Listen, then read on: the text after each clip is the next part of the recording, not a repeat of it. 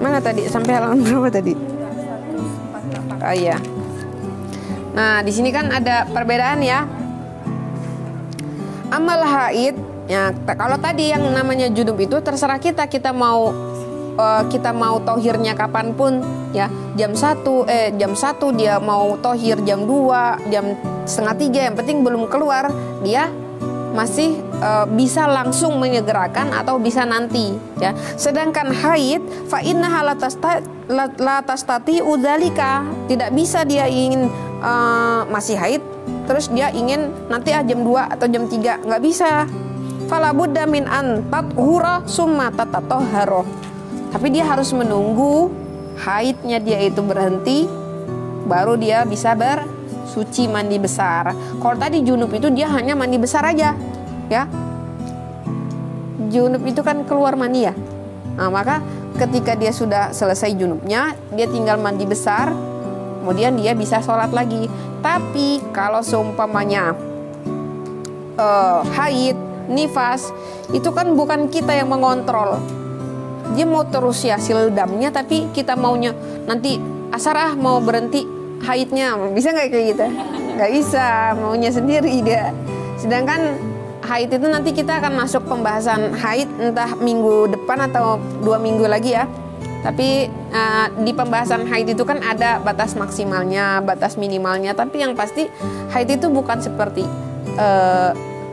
buang air kecil yang kita bisa tahan dulu terus nggak keluar gitu ya. Dia mau keluar ya keluar aja gitu. Jadi dia mau berhenti aja, bukan kita yang ngatur gitu. Nah, kemudian di sini kita harus nunggu dulu sampai berhenti dulu darahnya, sampai putih benar-benar seperti kapur, baru kita bisa mandi besar. Sedangkan kalau junub itu kita hanya mandi besar. Paham ya? Lidza qala Imam Malik, maka dari itu Imam Malik berkata, innal haid idan khafat. Kalau Imam Malik, innal haid, ketika seseorang itu haid, idza khafat antansa mahfuzuha, atau hafalannya dia itu takut hilang, maka falaha antaqra'ul Quran, maka dia boleh membaca Al-Quran. Walam yakul itu tidak mengatakan talmis, atau ini saya garis bawahi karena udah berapa kali nanya. Nanti kata talmis itu dia maksudnya itu kayak hikayah. Hikayah itu dia seperti tanda petik gitu.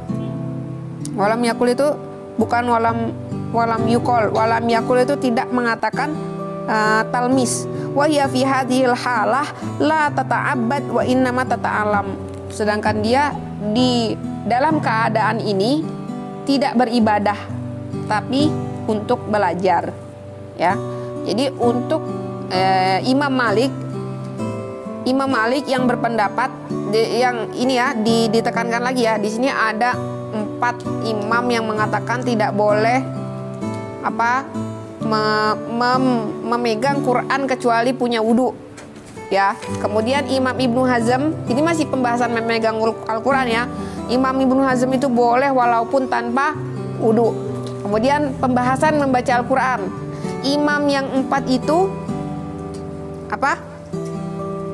jangan membaca Al-Quran sedangkan kamu dalam keadaan junub, haid, nifas.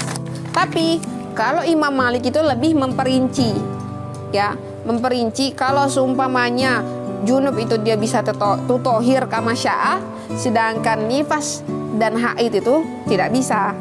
Jadi kalau seumpamanya dia takut kehilangan hafalannya karena namanya nifas itu 40 hari, namanya haid itu 7 hari bahkan sampai 15 hari nggak megang Quran, takut kan hafalannya hilang, maka dia diperbolehkan untuk memegang Quran dengan niat tidak untuk beribadah tapi untuk belajar atau menjaga hafalannya ya. Paham? Fa in kana al-amru kadzalika, maka kalau seumpamanya seperti itu, wa kana al-a'immal arba'ah yaquluna, dan imam yang 4 itu bikin kaget. Imam yang 4 itu berkata, innahu la yajuzu qira'atul Qur'ani, itu tidak boleh membaca Al-Qur'an min ghairi wudu, tanpa adanya wudu. Fa innahu la yajuzu lil haid an taqra'al Qur'ana ta'abbudan fi khatamatil Qur'an. Nah, ini yang biasanya ada permasalahan di antara kita. Maksudnya tuh gini, kalau seumpamanya kemarin kan Ana termasuk itu ya, muridnya Ustadz Azwar di RTM itu ada perdebatan. Biasanya kalau seumpamanya ada yang meninggal atau kirim doa atau tasyakuran, atau memperingati Maulid Nabi, ayo kita hataman Quran, ya. Itu biasanya tanpa terkecuali semua santrinya itu diajak. Itu juga pernah dibahas, ada salah satu dari anggota RTM itu yang dari Kudus, ya. Jadi beliau berkata, kalau di Kudus itu nggak apa-apa kok, walaupun dia haid, namanya hataman, ikut aja gitu ya. Sekarang kita lihat dulu, hataman ini ta'abudan atau ta'alum. Ya, dia itu untuk beribadah atau untuk belajar? Untuk apa? Hah? Khataman.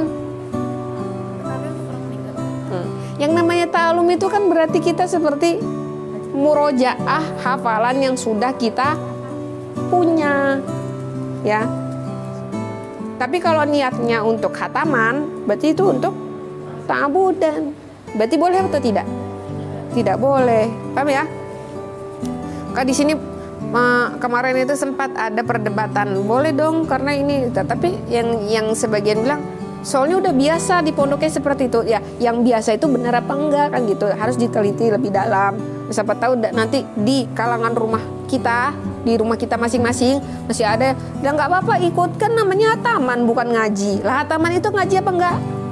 Ngaji, ya kan?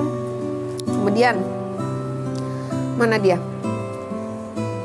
Mana sih dia? Hilang lagi. Innahu la yajuzu qira'atul Qur'ani min ghairi wudu fa innahu la yajuzu lil haid an taqra'al Qur'ana ta'budan min khatamatil Qur'ani allati taqada, yang dilakukan fi jama'at, di dalam berjamaah, li'annaha ta'khudhu sifatu ta'bud wa dzikri, karena dia mengambil sifat daripada beribadah dan berzikir kepada Allah. Bal yajibu 'alaiha ta'abbud fi hadhil halah, sedangkan di dalam keadaan haid, di dalam keadaan nifas, bagaimana caranya dia beribadah? Bi adami qiraatul Quran, itulah caranya dia beribadah. Tanpa dia membaca Quran, itulah caranya orang haid dan orang yang nifas itu beribadah. Tapi dengan zikir, salawat itu boleh ya. Wa fi hadhil halah yajibu 'alaiha an tajlisa fi hadzal majlisi, maka di keadaan ini, keadaan haid ini atau nifas atau junub, yajibu 'alaiha an tajlisa fi hadzal majlis wa tashghala nafsaha bi dzikrillah, dengan cara berzikir kepada Allah, min adiyatin wa ghairiha, daripada doa-doa atau yang lain sebagainya. Mislu ya kohar, ya kohar, ya kohar, itu seperti itu ya. Masalan, li'anna Nabi SAW karena yadzukurullah ala kulli hal, karena Nabi itu berzikir kepada Allah bagaimanapun keadaannya. Kama qala sallallahu alaihi wasallam di Abi Hurairah, innal mu'mina la yanjis, sesungguhnya orang mukmin itu tidak najis walaupun dia itu dalam keadaan haid, walaupun dia dalam keadaan nifas, walaupun dia dalam keadaan junub, dia itu tidak najis. Fahiya laisat binajasah, tapi dia itu tidak, orangnya itu tidak najis. Wa inna mahiya hawail, tapi ada penghalang yang bikin dia itu tidak boleh. Penghalang itu apa? Ya karena ada darah yang mengalir. Penghalangnya itu apa? Ya ada karena ada mani yang keluar, ya, junub itu. Ya, wasyurut, dan syaratnya, syarat-syarat orang yang boleh puasa, orang yang boleh baca Al-Quran, orang yang boleh tawaf, itu ada syarat-syaratnya. Salah satunya tidak haid, tidak junub, tidak nifas. Paham ya? Wa kama syarata alaina an natawaddaa wa nahnu natuf. Nah, sebagaimana disyaratkan oleh kepada kita, orang yang bertawaf itu harus punya wudu. Fa innahu syurita alaina, maka disyaratkan kepada kita aidon an nakuna ala toharoh, disyaratkan dalam keadaan suci. Wa nahnu naqraul Quran. Wal mar'a fi hadhil halati laysat naqisatan, maka perempuan dalam keadaan ini, dalam keadaan haid, dalam keadaan nifas, tidaklah kurang. Wa inna ma hiya tata'abbadu wa ta'abbudullahi wa tuti'uhu wa fata'khudhu sawaban hinaidin. Tapi dengan tidak membacanya Al-Quran dia, dengan tidak membaca Al-Qurannya dia, gimana sih bahasanya balik-balik? Ya pokoknya gitu. Maka dia sudah dinamakan beribadah. Paham ya? Wal mar'atu fi hadhil hala laysat naqsada idan fal mar'atul haid laisa laha an taqra'al Qur'an aw talmasahu illa fi halatin wahidah faqat. Maka perempuan yang haid itu tidak membaca Al-Qur'an atau menyentuhnya atau memegangnya illa fi halatin wahidah faqat, kecuali dalam satu keadaan saja. Apa itu? Tidak khafat min nisyan mahfuz ya. Ketika dia takut untuk kehilangan hafalan yang pernah dia hafalkan. Wa hadza ala imam wa hadza ala madhhabi Imam Malik. Dan ini adalah madhabnya Imam Malik. Paham ya? Jadi besok-besok udah tahu kan sumbernya, sudah tahu fatwanya Syekh Ali Jum'ah. Jadi nggak usah ragu lagi. Tapi kita mengambil kaulnya Imam Malik, gitu ya. Wa in kharajat minal khilaf wa tarakat hadza, kalau semuanya kita ingin keluar daripada permasalahan khilaf, wa tarakat hadza, dan kita meninggalkan semua ini, aidan fa huwa ahsanu aula. Dengan kita mengambil wudu walaupun kita walaupun kita tidak sedang haid, dengan kita mengambil wudu ini lebih baik. Kenapa? Atau kita menunggu sampai selesainya kita haid baru kita membaca Al-Quran, ini lebih baik ya. Ahsan wa aula laha. Wa ta'allumuhu laisa ma'nahu wa ta'allum jadid. Dan yang dimaksud dengan ta'allum di sini bukan dengan hafalan yang baru dia buat. Paham ya? Fahadhihi muttafaq ala manaihi. Kalau sumpahnya hafalan yang baru dibuat itu sepakat tidak diperbolehkan. Wa innamal maksud bihi, sedangkan maksudnya di sini huwa istirja atau tolabul iadah atau murojaah ya, istirja al muta'allam qabla dzalika hatta la tansahul mar'ah, sampai si perempuan yang haid ini tidak melupakan hafalannya. Amal hifdu al jadid fala, sedangkan hafalan yang baru itu tidak termasuk. Udah loyo ya. Fama yaf'alu ba'dun nas bil istihanah. Apa? Sedangkan beberapa daripada ba'dun nisa, beberapa daripada perempuan ini istihanah. Apa itu istihanah? Mengentengkan bihadzal amr, dengan hal ini. Fa inna hunaka aswabun wa afdol. Sesungguhnya di sana ada sawab atau pahala yang lebih baik, wa afdol minhu fil fiqhil islami, dalam ilmu fikih. Wa huwa annahu daiman ma nash'uru annana na'budullah, kita merasakan untuk beribadah kepada Allah itu taqarruban ilallah, untuk mendekatkan diri kita kepada Allah. Walaysa li amrin fi rugubatina, bukan hanya karena keinginan diri kita sendiri, bukan hanya karena nafsu kita sendiri. Walau kana dzalika qiraatul Quran, walaupun itu setingkat membaca Al-Quran, saking pengennya kita, keinginan diri kita, nafsu kita untuk membaca Al-Quran, itu juga tidak diperbolehkan kalau dalam keadaan tidak suci. Paham ya? Wa bidzalika tatimmu al-ubudah, maka dari itu sempurnalah ubudiyahnya atau ibadahnya. Wa yusahilu lil insan muraduhu ma Allah Subhanahu wa taala. Wa idan hadza tafsilu lil qadiyah, dan inilah penjelasan daripada min awaliha ila akhiriha, daripada itu.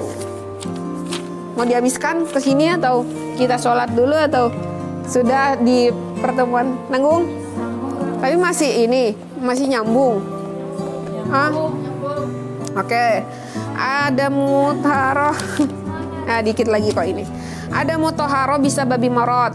Bagaimana hukumnya kalau sumpahnya kita itu ingin toharoh, mandi besar ya, sedangkan dalam keadaan sakit. Biasanya kalau di pondok-pondok gitu kan, dia nih udah bersih nih, selesai haidnya, tapi dia demam.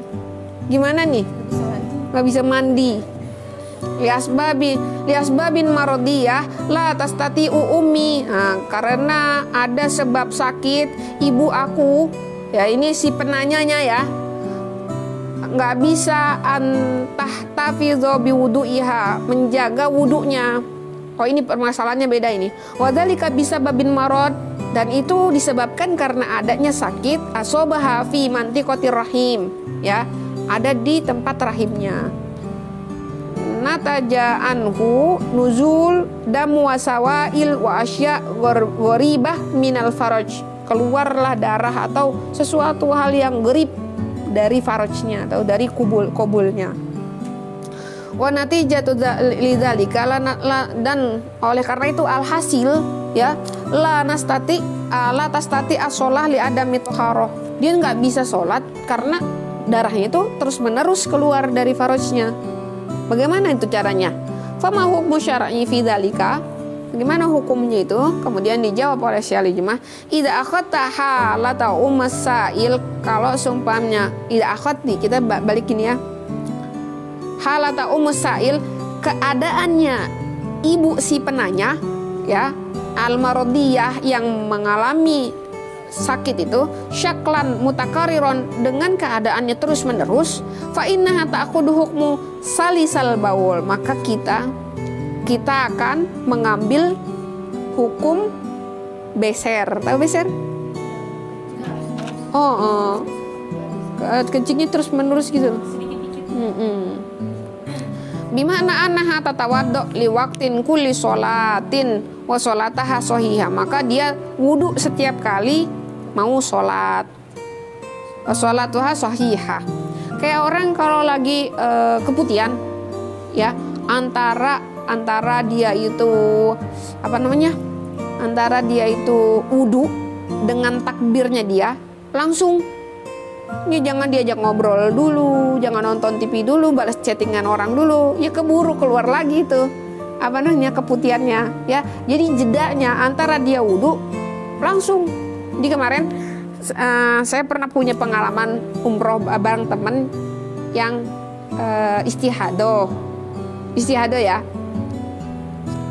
Jadi antara dia nunggu sampai imam itu qomat, baru dia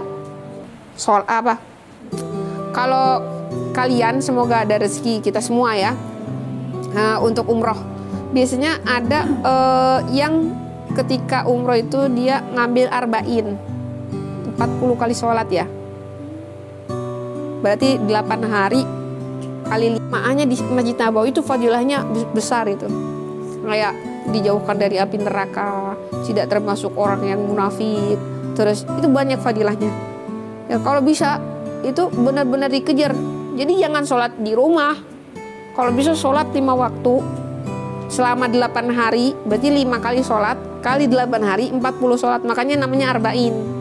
Ngambil arba'in di Masjid Nabawi. Nah enak kalau kita dari sini umrohnya. Kalau umpamanya dari Indonesia kan biasanya seminggu doang tuh, 3 hari di Madinah, 2 hari di Mekah, 3 hari di Mekah, 1 hari perjalanan, ya kan? Kok di sini kita bisa sebulan? Andaikan sebulan, berarti kita bisa 8 hari di Madinah atau lebih bahkan, ya, untuk bisa dapat arba'in itu. Nah, tapi waktu itu pernah saya punya pengalaman ini, biar nggak terlalu tegang ya. Punya pengalaman subuhnya udah iqomah, itu kita lari dari Sakan, nggak enak dimasukin. Itu kita lari dari Sakan, itu benar-benar Allahu Akbar takbir.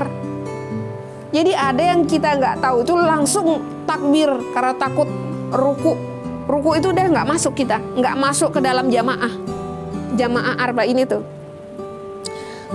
Nggak boleh.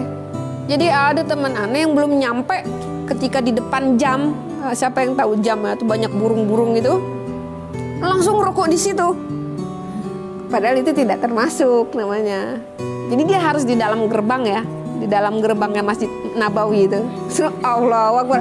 Ada lagi yang satunya lagi telat lagi baru bangun itu, di depan toko. Allahu Akbar. Jadinya itu maksain supaya dapat. Kalau sudah gitu gimana? Ngulang lagi dari hari pertama, ngulang lagi dari sholat yang pertama itu. Lihat temen anak itu gigih banget ya, saking gigihnya. Ada salah satu temen anak juga itu wudhunya di baskom beneran gitu. Ada air zam-zam di botol, dia wudhu di baskom, lari dia. Ya, yang satunya di depan jamnya Masjid Nabawi itu, yang satunya di depan toko. Padahal itu semuanya nggak masuk. Jadi semuanya kita ngulang dari awal ya. Nah, jadi ada satu orang yang dia berhasil, padahal keadaannya dia istihadoh sendiri.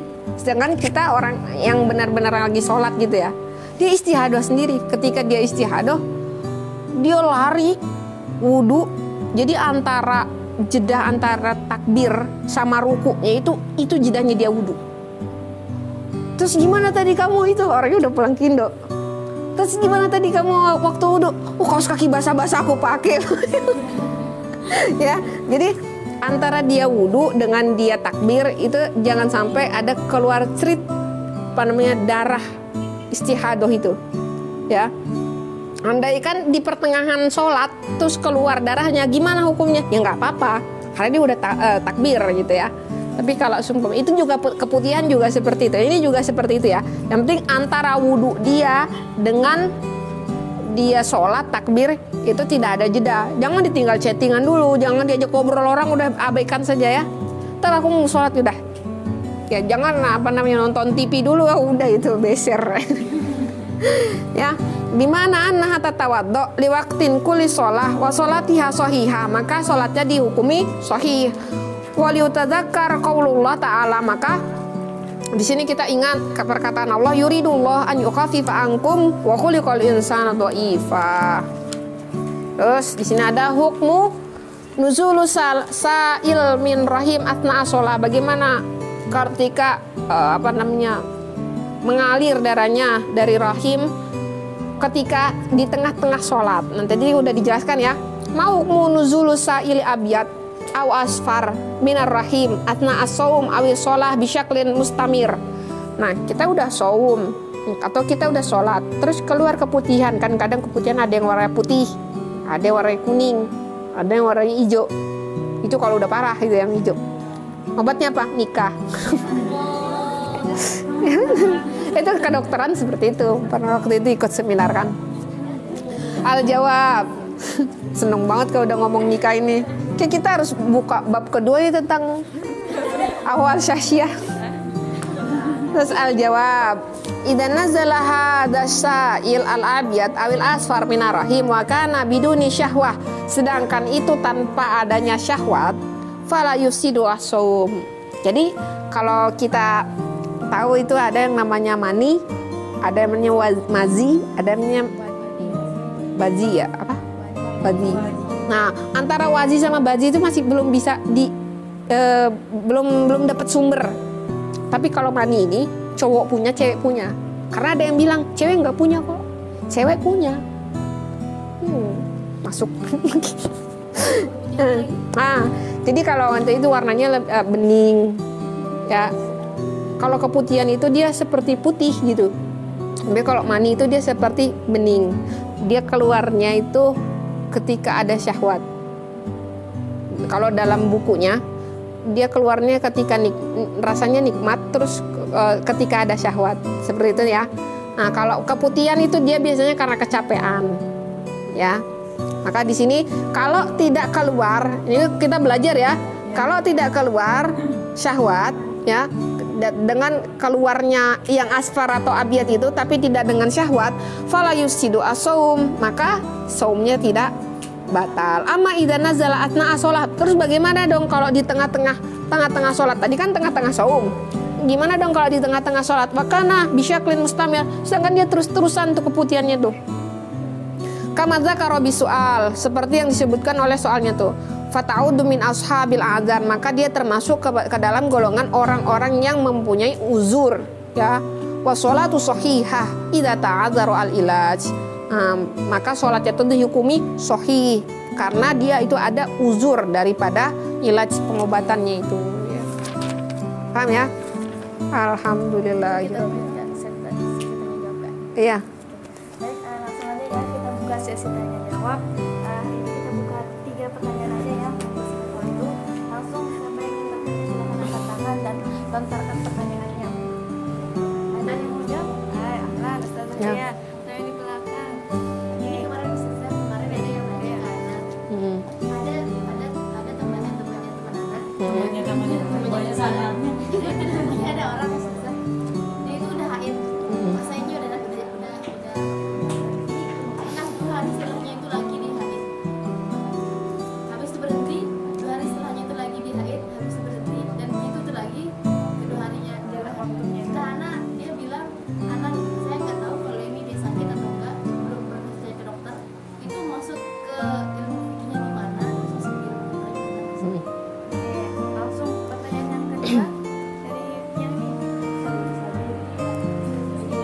Ya, iya, iya ya nggak apa-apa.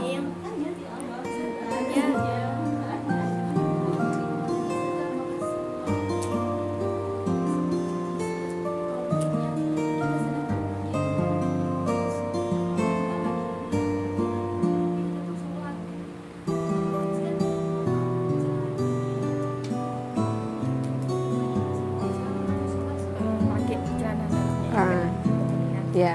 Langsung pertanyaan yang ketiga dari saudara kita. Teman-teman nih. Ah, ah,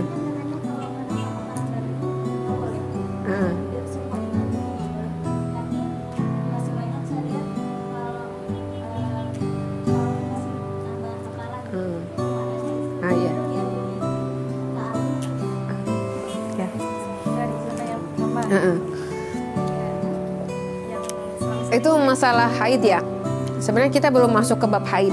insya Allah Heeh. ada babnya. Tapi nggak apa-apa sekilas ya, sekilas. Nanti kita akan membahas permasalahan haid itu dari bukunya Ustadzah yang pernah ada di sini, Serani. Jadi kalau pada subuh itu biasanya anak bareng teman-teman mengkaji lagi tentang permasalahan haid lebih dalam.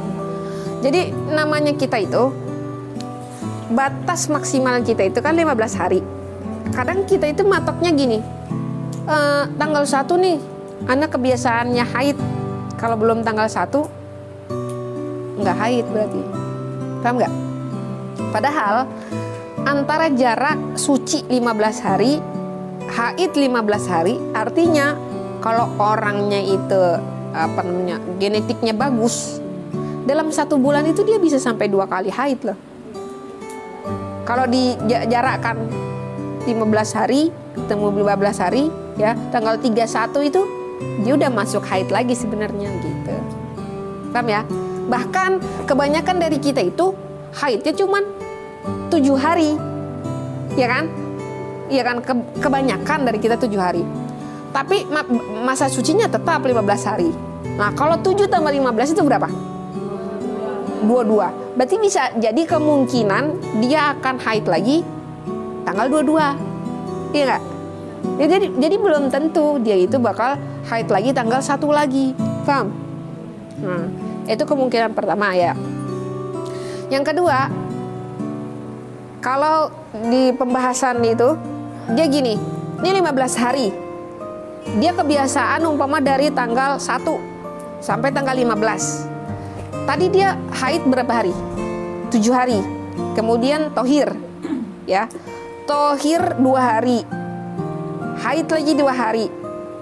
Masih di dalam golongan 15 hari itu enggak? Masih. Berarti dia masih dihukumi haid. Paham? Tapi ketika nanti dia putus lagi, terus dia tohir lagi, bersih lagi, kalau sudah melewati 15 hari pada umumnya wanita itu haid, berarti dia masuk ke dalam istihadah. Gitu ya patokannya ya. Nah, paham? Nah, jadi menghukuminya, jadi kita nggak bisa menghukumi aku tiap tanggal 1 tahu ininya gitu. Karena belum tentu. Kita biasanya 7 hari kok, udah pol-polan 10 hari. Jarang ada yang 15 hari, kebanyakan kita. Maka lebih baik kita tuh punya aplikasi. Karena apa? Karena harusnya tiap bulan itu kita maju terus. Ya kan? Karena kan kita nggak tentu 7 hari, terus jarak 15 hari 7 hari lagi. Ya kan? Andaikan kita masih bingung dalam perhitungan sama aplikasi itu, nanti dia akan otomatis, nah ini jatuhnya saya ini sudah tanggalannya haid atau tanggalannya istihadah. Paham? Nah, gitu ya. Nah itu sekilas saja. Nanti kalau untuk lebih detail lagi kita masuk ke bab haid.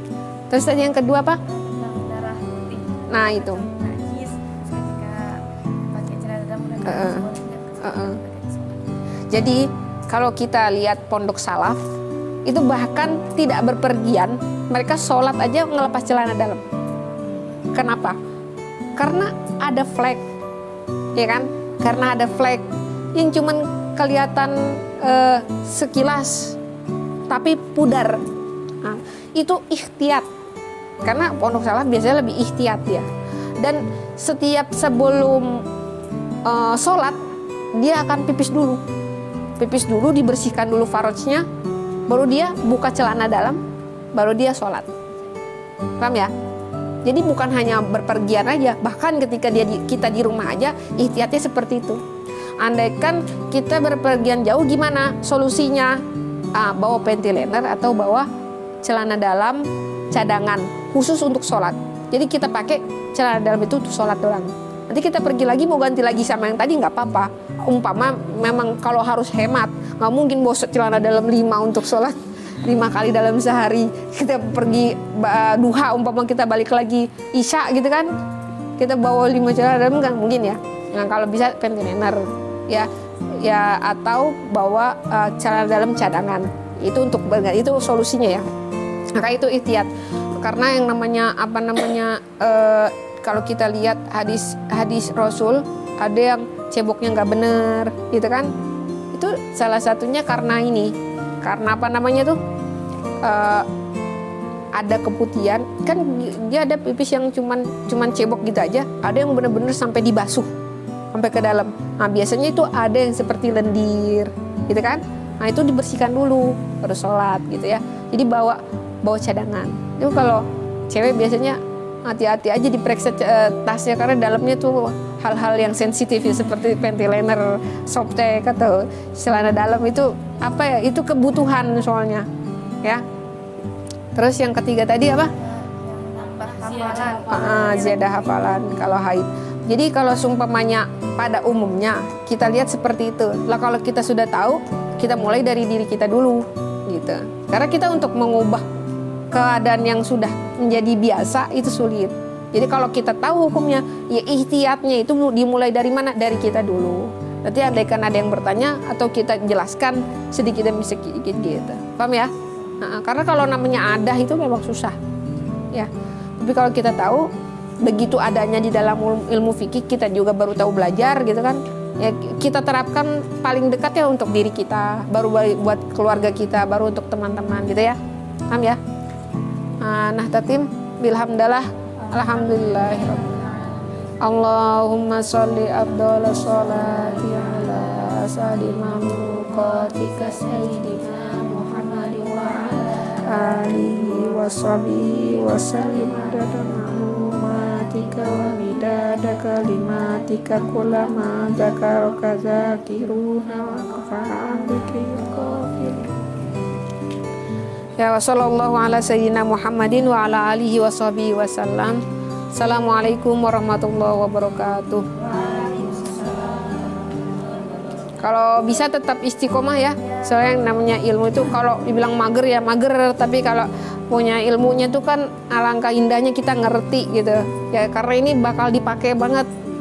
Kita semuanya perempuan, kita pakai ilmunya untuk diri kita sendiri, untuk keluarga, umumnya buat umat ya. Syukron.